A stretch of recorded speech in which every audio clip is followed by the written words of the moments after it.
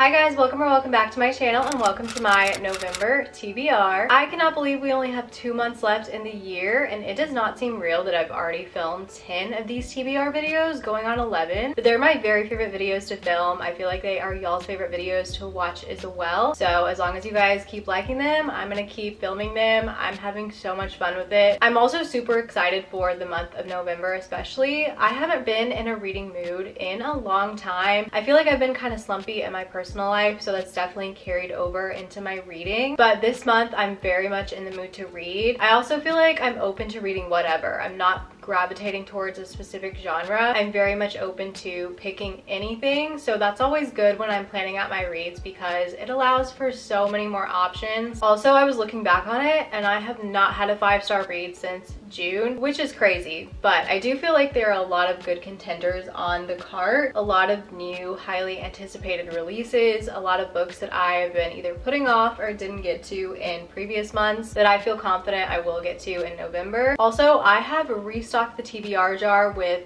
tons of new prompts. I searched high and low all over the internet. I found tons of fun ones. So I'm really excited to pull some new prompts with you guys today, pick out some good books, and plan out my November TBR. So let's jump right in. The plan is to pull 8 prompts today. I feel like that's usually a pretty good number for me and kind of like my average number of books read in a month. Prompt number 1 is a book that a character from the last book you read would read. Okay, so the last book I read is The Kiss Curse by Erin Sterling. It is book 2 in her little like witchy romance series. I don't know the exact name of it, but it's the book that follows the ex-hex. So pretty much all of our characters in that book were witches. Our main character in that book was Gwen, and she is very much like a free spirit. She's very carefree. She's kind of zany and fun and doesn't necessarily abide by the rules. I feel like in terms of what she would want to read, it could go one of 2 ways. She would either pick something kind of like silly, goofy fun, or she could pick something a little more like dark to lean into the witchy side, but nothing like too heavy. I don't think she would go for like a thriller, but like Ninth House by Leigh Bardugo I feel like is one she would go for because it is dark academia. I feel like there's kind of a mystery aspect to it, kind of like a secret society vibe. I feel like she would like something like this, so that's a good option. Blue Sisters by Coco Mellors was actually on my TBR last month and I didn't get to it, and I really want to. This is a highly anticipated release for me and a 5-star prediction. I feel like she would go for something like this because although there weren't any sister relationships in The Kiss Curse, she is very close with her cousin Vivi and they are basically like sisters. And there are also a lot of themes of girlhood in The Kiss Curse because she has this group of friends and she kind of mentors these witches that she calls her baby witches. So I feel like something with themes of girlhood would also be something she would gravitate towards. I don't feel like she would necessarily go for a heavy romance like Magnolia Parks or Boys of Tommen. Finale by Stephanie Garber is also a good option because our main characters in this trilogy are sisters and their relationship actually does kind of remind me of Gwen and Vivi's relationship in The Kiss Curse. And this one is very much like a quest type of fantasy. I really do think Gwen from The Kiss Curse would pick any of these books to read, but there is one that's standing out to me. I think she would definitely read Finale by Stephanie Garber. This is the 3rd book in the Caraval trilogy and I'm really excited to finish it out. I think it does give off perfect fall vibes and it's very much like a mixture of kind of what I was deciding between with the Ninth House and Blue Sisters. It does have those themes of girlhood and the sister relationships, and our main characters in this trilogy very much remind me of the characters from The Kiss Curse. I also feel like it has that like quest vibe. There's something they're trying to figure out and work towards. So very excited to read this one. I feel like Gwen from The Kiss Curse would also be very excited to read it too. Prompt number 2. Shuffle a playlist and pick a book that matches the vibe of the first song.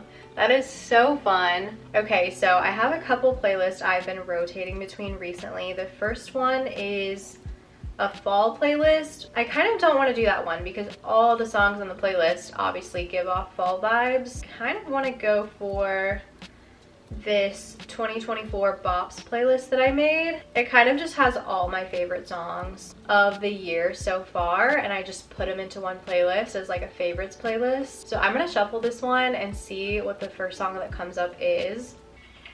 Okay, the first song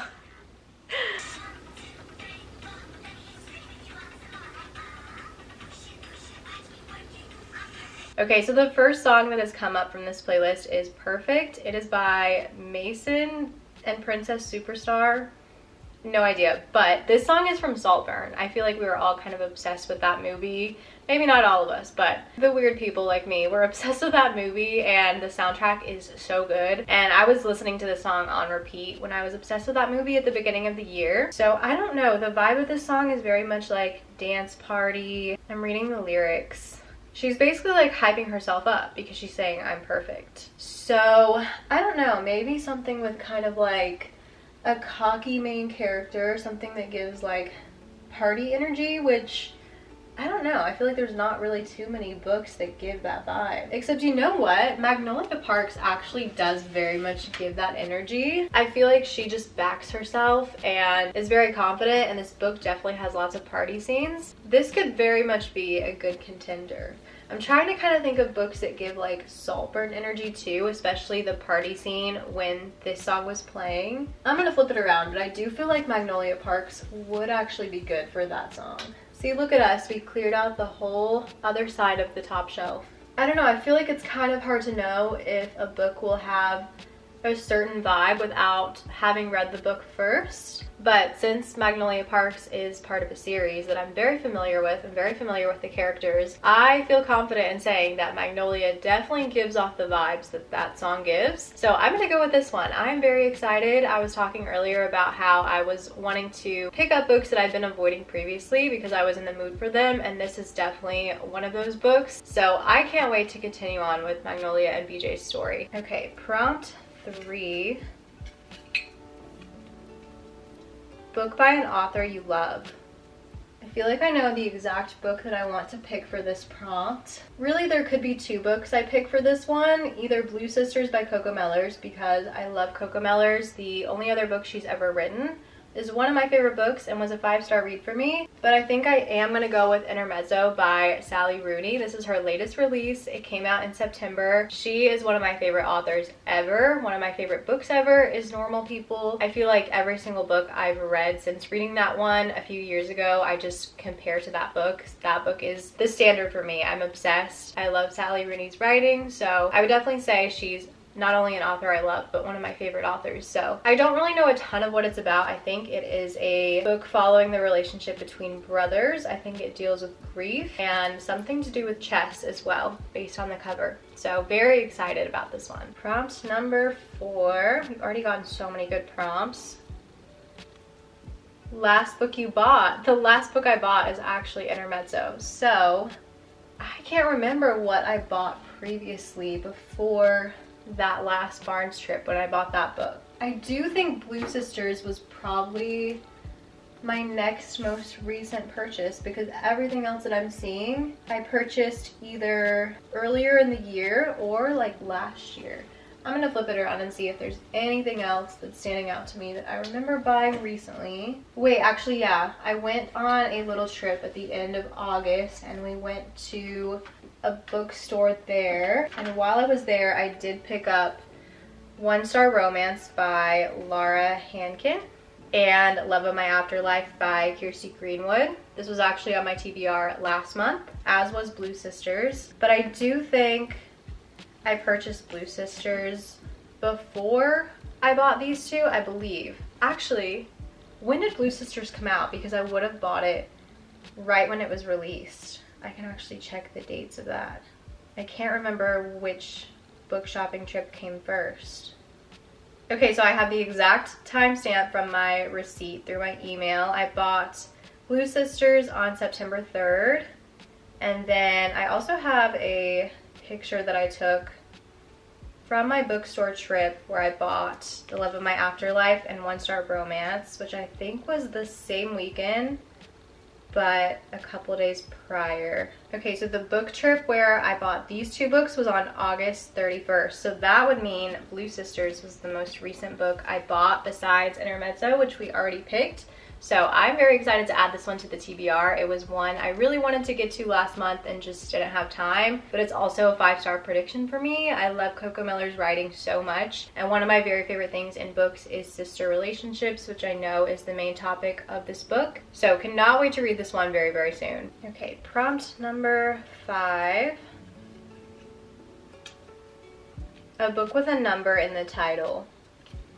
We could do One Star Romance, which I just pulled. We could do The Girl in 6E, which is kind of on my radar for spooky season. I can't even get this book out. I'm gonna have to do some maneuvering if I pick that one. But that one is a horror novel. We could do In 5 Years. This was like an OG book talk book by Rebecca Searle. I feel like this one takes place around the holidays though, so I might wait a bit on that one. We could do Redeeming Six by Chloe Walsh, the 4th book in the Boys of Tommen series. I guess Ninth House would also count too because it has the number 9, right?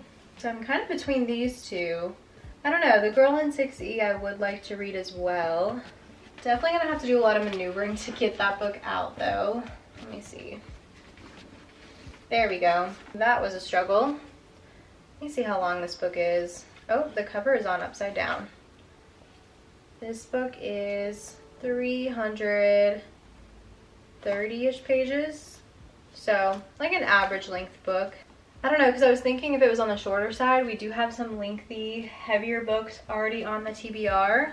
Ninth House, I feel like I really wanted to read this time of year, and if I don't pick it for November, I feel like I'm going to push it off even more. Redeeming Six, I did really want to read in November as well because I'm just in the mood for it, but it could be one that I read really any time of year. I feel like with The Girl in 6E and Ninth House, they're both books that if I don't read them this time of year, I'm just gonna like push them back to next year and they're not gonna get read for months and months and months. Whereas Redeeming Six, I was really open to reading in November, but I feel like it could be read any time of year, and I'll probably get to it in the near future if I don't pick it for this month. Whereas these two, I don't know when I would read it if I didn't pick it now. I think I want to go with The Girl in 6E by A.R. Torre. This one is like a thriller horror about a cam girl who doesn't leave her apartment because if she does, it says she's gonna start killing people, which sounds very crazy and intriguing and very different to the other types of books already on the TBR, so I feel like this will be a good one to add to switch things up. Okay, prompt number 6. A book that's your favorite color. My favorite color is green. I just love the color green. Any shade of green is my favorite. It used to be blue, but I feel like the past couple of years it's definitely changed to green. I have tons of blue books on the cart, so that would have worked well. This one down here is green, always in December, but definitely want to save that for December and the holidays. There's books that I feel are kind of like a blue-green, but I would say they lean more towards blue. Wilder Girls, the cover is kind of like a gray-green. I would say that maybe counts. This one is a horror novel that I've heard is kind of like Lord of the Flies, but with girls instead of guys. And they're like quarantined in this school, which sounds very interesting and again, good for this time of year. Sorrow and Bliss is kind of like a mint green. This one I think is more like literary fiction, kind of like slice of life. I'm not as much in the mood for this one, I would say. Oh, we also have the Inheritance Games. The most green of them all that was hiding down there. This one I really wanted to read in the fall time too. I think I'm very much feeling the Inheritance Games by Jennifer Lynn Barnes the most out of all the books that I selected. This one obviously fits the prompt well. It is very, very green, probably the most green book on my TBR. It is a YA mystery. I've heard it's kind of like an escape room but in a book, which sounds very interesting. I've heard it's super bingeable, very fast-paced read, which is definitely what I'm in the mood for. So I feel like I'm one of the last people on earth to read this because it was one of those OG book talk books, but I can't wait to form my own opinion on it and see how I feel. Okay, just 2 more prompts to pick. Free pick. We love that. I'm seeing so many that I'm like, yeah, I would read that. Yeah, I would read that. I feel like November is finally the time for me to start ACOTAR. I've been putting this one off and I knew I wanted to read it around winter time, which late November I feel like would be a good time to start and pick up this series. So could be an option. Scythe is kind of catching my eye too. This is a YA trilogy, or the start to a trilogy, and the concept of it sounds so cool to me. It's very dystopian. It sounds kind of dark too, so that's an option. Ninth house, if I don't read this in November, it'll probably get pushed back to next fall, and I'll just keep putting it off and putting it off. So part of me is telling me to go with this one. I am gonna go with Ninth House by Leigh Bardugo. It's been one I've been wanting to pick up for a long time, and I've just been, again, putting it off since last year. I feel like I've had this book for years and just never had the time to get to it, and now is definitely the time that I want to. I feel like I really haven't read a dark academia this fall, and I'm very much in the mood for one. I love that this one follows like secret societies at Yale. I read ML Rio's latest novella last month, and it very much put me in the mood for like a college setting, dark type of book, and I feel like that's the vibes this book is gonna bring. One last prompt to pull, and I hope we get a good one. These have all been good prompts though. Next book in a series. We could go back to Redeeming Six. I could also pick the next book in the Truly Devious series. I talked about this in a previous TBR video though. The only hesitation I have with this one is that I really don't remember too much of what happened in the first book, so it's making me not as excited to go into this one. But my hesitation with Redeeming Six is that it's so long and I just don't know if I'm going to get to it. This book has been on countless TBRs and I just don't have time to read it because I put other things first, and then the size just intimidates me, but I do want to jump back into this world again. It's been a while and I feel like this could have the potential to be a 5-star. I feel like I'm gravitating towards this one the most. I'm definitely in a Boys of Tommen mood, and I need all the books that could potentially be 5 stars as possible since we're nearing the end of the year. I hate that I haven't had one in a while, so the first 2 books in the series were 5-star reads for me. The third book was a 4.75, but I feel like this one, rounding out Joey and Eva's story, has 5-star potential, so I can't wait to jump back in. So the 8 books on my November TBR are Redeeming Six by Chloe Walsh, Ninth House by Leigh Bardugo, The Inheritance Games by Jennifer Lynn Barnes, The Girl in 6E by A.R. Torre, Blue Sisters by Coco Mellors, Intermezzo by Sally Rooney, Magnolia Parks Into the Dark by Jessa Hastings, and Finale by Stephanie Barber. So that's going to conclude my November TBR. I'm very excited for this month of reading. I feel like I have a really good mix of just so many different genres, so many types of books in series, standalones, books I've been putting off, new releases. I feel like it is such a great variety, so I'm really excited about it. I can't wait for this month of reading. Let me know if you guys have read any of these books, what your thoughts are on them. If there's any you want to see in reading vlogs, please let me know. Let me know what is on your TBR for the month of November. If you guys liked the video, be sure to give it a thumbs up, and don't forget to subscribe to my channel if you're not already. Thank you guys so much for watching, and I will see you very soon in the next one. Bye guys.